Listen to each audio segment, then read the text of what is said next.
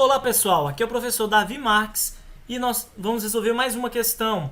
Agora a questão de geometria do Colégio Militar de 2015. O enunciado diz o seguinte: em um triângulo ABC, os pontos D e E pertencem respectivamente aos lados AB e AC e são tais que DE é paralelo a BC. Perceba, gente, até aí que a gente precisa imaginar o que está acontecendo porque não tem nenhuma figura desenhada. Então, para você não continuar a questão, ficar um pouco confuso, o ideal é que você, nesse momento, já faça um desenho com o que está sendo representado. Então, vamos lá. Eu tenho aqui um triângulo ABC. Está falando o seguinte, que nesse triângulo ABC, o ponto D e o ponto E pertencentes respectivamente aos lados AB e AC. Então, vamos pensar o seguinte, existe um ponto aqui, eu não sei onde exatamente, não sei se é ponto médio, está mais perto de A ou de B, que ele é um ponto D. E existe também um ponto E, que pertence ao segmento AC, de tal forma que, ao traçar o segmento DE, eu vou ter esse segmento DE paralelo ao segmento BC. O que significa falar que esses dois segmentos, DE e BC, são paralelos? Para a gente, por enquanto, a gente vai fazer marcação aqui, ó, as marcações dos ângulos. Então, esse ângulo aqui é um ângulo alfa, esse ângulo também é um ângulo alfa. Por quê? Eu tenho duas retas paralelas, cortadas por uma transversal. Nesse caso aqui, esses ângulos são correspondentes, então eles têm as mesmas medidas. Ok? Tranquilo?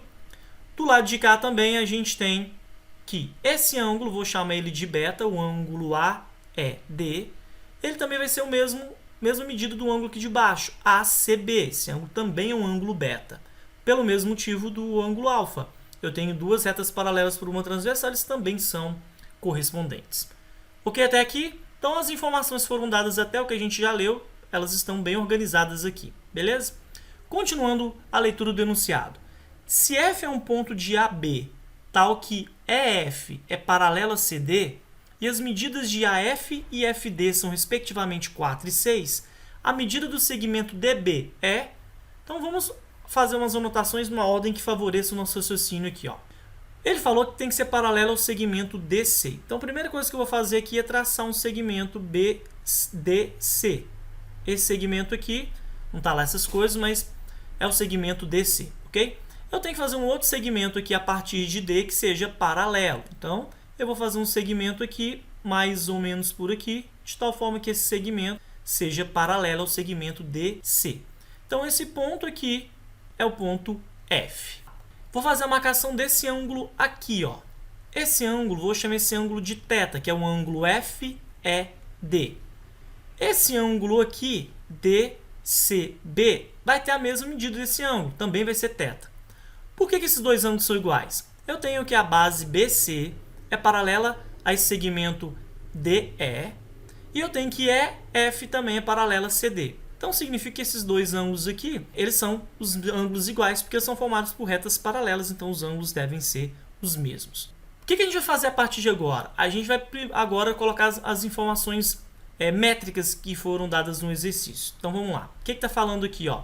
Esse pedacinho, AF, ele falou que ele vale 4. Esse pedacinho, FD, ele falou que vale 6. E o que está pedindo é esse segmento aqui, DB, que vale x. Para facilitar nossas contas aqui, vou chamar esse pedacinho aqui de A, que é o segmento DE, e esse segmento BC vou chamá-lo de B. Olha só por que isso vai nos ajudar. Vou fazer aqui o esboço do triângulo ADE. Quais são as informações que eu tenho dele? Primeiro, informações métricas. Segmento AD vale 10. E as informações que a gente tem dos ângulos ali. Esse ângulo é um ângulo alfa, tirando lá da figura.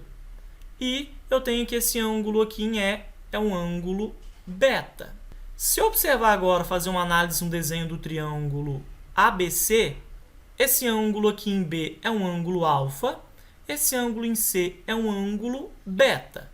E a informação métrica que eu tenho dele aqui vai ser o quê? 10 mais x, que é esse tamanho todo aqui. Ainda nós chamamos esse pedacinho aqui, ó, DE de A, e esse pedacinho BC nós chamamos de B. Bom, o que a gente consegue concluir dessas duas figuras? Elas possuem os mesmos ângulos internos, dois ângulos internos, né, são os mesmos. Então, o terceiro ângulo em cada uma delas vai ser o mesmo também. Portanto, esses dois triângulos eles são semelhantes, pelo caso, ângulo-ângulo. Se a gente fizer a razão de semelhança aqui, a gente vai concluir o seguinte, que oposto ao ângulo beta no triângulo menorzinho da esquerda, o triângulo ADE, 10. Oposto ao ângulo beta no triângulo da direita, 10 mais x. Agora, se eu pegar a base no triângulo da esquerda ADE, A, sobre a base do triângulo ABC, no caso o segmento BC, B. Então, essa é a primeira relação que a gente consegue encontrar. Ok? Vamos deixar essa informação aqui bonitinha para mais tarde. Agora, a gente vai pegar a outra relação que a gente consegue fazer. Mas, olha, vou fazer o desenho aqui de outros triângulos. Perceba que eu tenho aqui um triângulozinho FDE. Quais são as informações que eu tenho desse triângulo? Olha só. FDE, esse ângulo em D, vale alfa. E eu também chamei esse ângulo aqui em E de θ. Quais são as informações métricas que eu tenho?